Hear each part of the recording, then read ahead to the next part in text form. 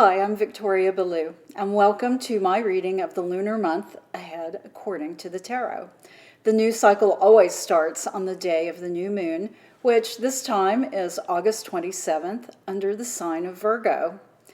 Each quarterly phase covers approximately 1 week, with a minor turning point occurring roughly every 3.5 days using the sidereal cycle. The 4 quarterly transitions are considered significant because they reflect 4 main astrological aspects between the sun and the moon: the conjunction, the new moon; the opposition, the full moon; and the waxing and waning squares of the first and last quarters. The in-between minor phases are more akin to mid-course correction opportunities, so let's see what we can expect. In the position of the new moon, we have the Chariot. It expresses determination, a quest to make things come out victorious. This card covers the days of Saturday, the 27th, midway through the day of the 31st.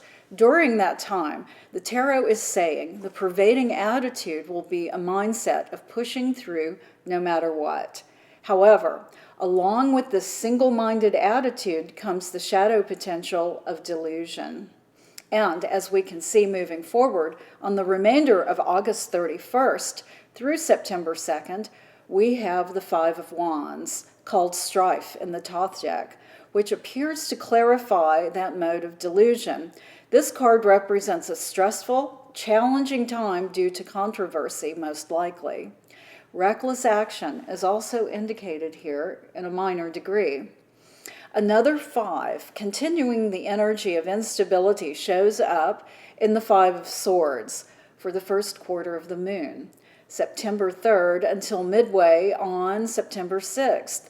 This card, called Defeat, represents suffering from a negative experience, while wands symbolize intuition and spirit here with strife. Swords point to thinking and intellect. These specific days will be difficult to navigate because of this energy, and people will indeed feel defeated during this time. However, situations move quickly immediately after that, and sometime on September 6th and continuing through September 9th, a very dynamic shift occurs, bringing in an optimistic, happy point of view with the 9 of Cups.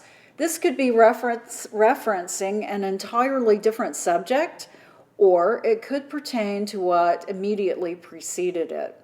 But this will be the overall energetic attitude for these several days. Now, for the full moon, the harvest moon, on September 10th, the Knight of Wands, who represents enormous willpower and enthusiasm, takes the stage. This will be a time from the 10th, midway through September 13th, of either humane idealism in action or pervasive, authoritative intolerance. So get ready for some big energy on these days, one way or the other. From there, we shift into the dreamscape of moon energy sometime on September 13th and continuing through September 16th. More illusions and delusions will be dominating the world scene on these days. However, the potential exists for rectification and a casting off of such unconscious, pervading force toward the end of this time. We see this potential happening on September 17th and continuing until midway through September 20th in the last quarter of the moon, with the 3 of Discs, known as works. Growth and self-development are indicated during these days. It could be a time of recognition of someone or something, or it could devolve into a meaningless exercise and enthusiasm which serves no one and no purpose. And then, to round up the lunar month, sometime on September 20th through September 23rd, we see the Princess of Discs. Expect something on the world stage which represents innovation or the birth, perhaps the reinvention of someone or something. It won't be on a major scale, but will nevertheless catch our attention. So, This lunar month is going to be exciting with some major highs and lows. And as always, keeping yourself focused on your center, on your true purpose, and striving to live at your highest potential will keep you moving forward during these times. Recognizing that we are all a community of people who deserve love and respect will take us further along in our paths in this life.